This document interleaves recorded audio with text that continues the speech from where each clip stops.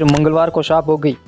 BJP की विधायक दल की बैठक के बाद जहां एक तरफ भजन लाल शर्मा को राज्य का नया मुख्यमंत्री घोषित किया गया, वहीं दिया कुमारी और प्रेमचंद बैरवा दोनों को उप मुख्यमंत्री बनाया गया। दिया कुमारी 52 साल, जयपुर के राजघराने से ताल्लुक़ है। वह जयपुर की विद्याधर नगर विधानसभा सीट से विधायक है। वह इससे पहले लोकसभा की राजसमंद सीट से सांसद थी। वह महारानी गायत्री देवी की पोती हैं। उन्होंने अपनी दादी गायत्री देवी के नक्शे कदम पर चलते हुए ही राजनीति में कदम रखा था। पहले अपन बात करते हैं दिया कुमारी के जीवन परिचय के बारे में। दिया कुमारी का जन्म 30 जनवरी 1971 को जयपुर में हुआ था। उनके पिता महाराजा सवाई भवानी सिंह और माता पद्मिनी देवी हैं। दिया अपने माँ बाप की इकलौती संतान है। उनके पिता भारतीय सेना में लेफ्टिनेंट कर्नल रह चुके हैं। उसकी माँ हिमाचल प्रदेश के देयर हाईनेसेस महाराज की पुत्री हैं। राजघराने से ताल्लुक़ रखने वाली दिया जयपुर की राजकुमारी भी हैं। मुख्यमंत्री दिया कुमारी एक बिजनेसमैन भी हैं। राजस्थान के उनके कई व्यवसायिक भी हैं। डिप्टी सीएम दिया कुमारी स्कूल, ट्रस्ट, संग्रहालय, होटल और गैर सरकारी संगठनों का भी नेतृत्व करती हैं। उसके बाद अपन बात करते हैं दिया सिंह की पढ़ाई के बारे में। तो दिल्ली और लंदन से हुई थी इनकी पढ़ाई। उप मुख्यमंत्री दिया सिंह की पढ़ाई की शुरुआत मॉडर्न स्कूल नई दिल्ली से हुई थी। इसके बाद वो जयपुर आ गए और आगे की पढ़ाई महारानी गायत्री देवी गर्ल्स पब्लिक से पूरी की। इसके बाद लंदन से उन्होंने डेकोरेटिव आर्ट का डिप्लोमा लिया। लंदन से लौटने के बाद उन्होंने परिवार का बिजनेस संभाला। फिर बाद में उन्होंने परिवार से बांगी होकर शादी कर ली। परिवार के विरोध के बाद 1994 में दिल्ली के एक कोर्ट में दिया ने नरेंद्र से गुपसुम तरीके से शादी कर ली। 2 साल तक दिया ने घर में शादी की बात नहीं बताई। इसके बाद अगस्त 1997 को दिया कुमारी की नरेंद्र सिंह के साथ भव्य शादी हुई। उसके बाद में उनकी जो लव मैरिज नहीं रही सफल।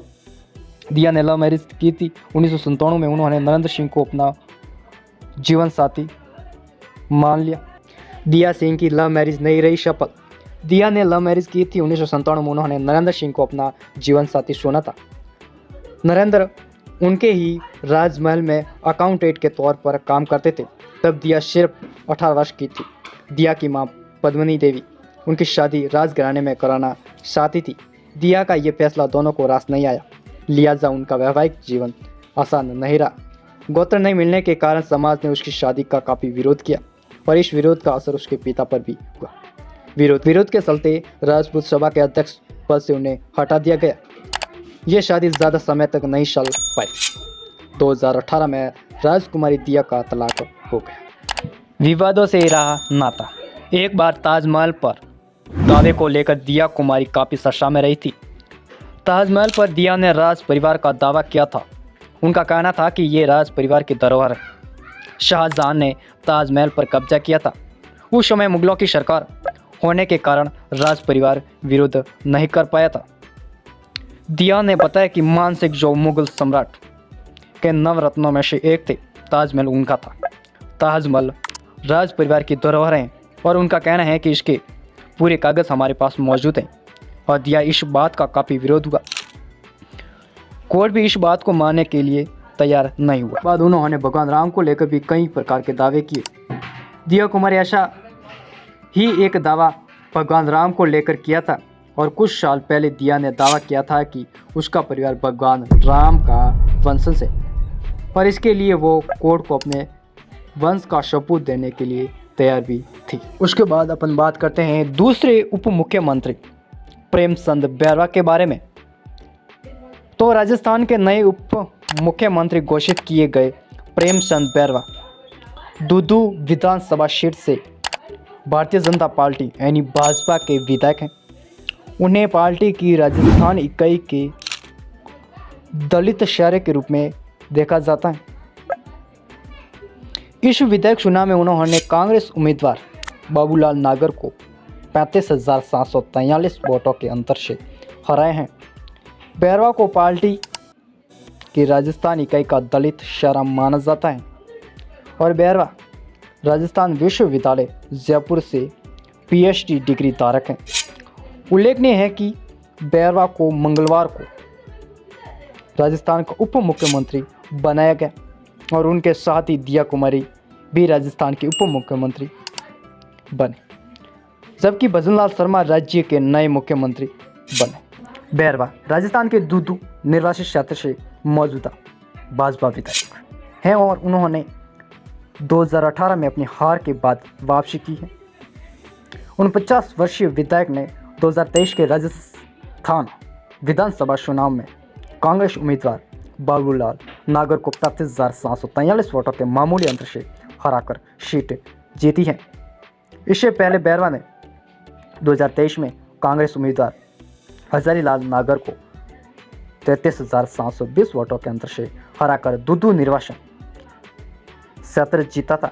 हालांकि 2018 में दूदू निर्वाचन क्षेत्र में से कांग्रेस उम्मीदवार बाबूलाल नागर से 14,779 मतों के अंतर से हरा गए थे। उसके बाद अपन बात करते हैं भजनलाल शर्मा जी के बारे में। तो भजनलाल जी शर्मा एक भारतीय राजनीतिज्ञ है जो वर्तमान में दिसंबर 2023 से राजस्थान के 7वें मुख्यमंत्री के रूप में कार्यरत है।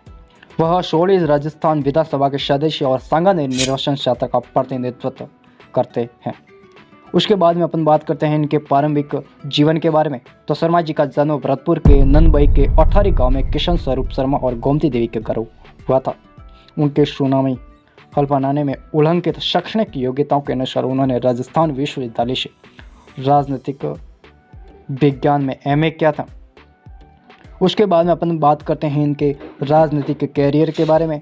तो शर्मा जी ने अपने राजनीतिक जीवन की शुरुआत स्कूल के दिनों में ही राष्ट्रीय स्वयंसेवक संघ की छात्र शाखा अखिल भारतीय विद्यार्थी परिषद के माध्यम से की है। बाद में वह वहां जिला सहसंयोजक और सह जिला प्रमुख बने। बाद में वह भारतीय जनता युवा मोर्चा में शामिल हो गए और 27 साल की उम्र में अपने पैतृक गांव के सरपंच बन गए। वह लगातार चौथी बार भारतीय जनता पार्टी राजस्थान के महासचिव के रूप में कार्यरत हैं और शर्मा ने 2003 के विधानसभा चुनाव में राजस्थान सामाजिक न्याय मंच के टिकट पर भरतपुर के नंदबई विधानसभा क्षेत्र से चुनाव लड़ा और 5 स्थान पर रहे।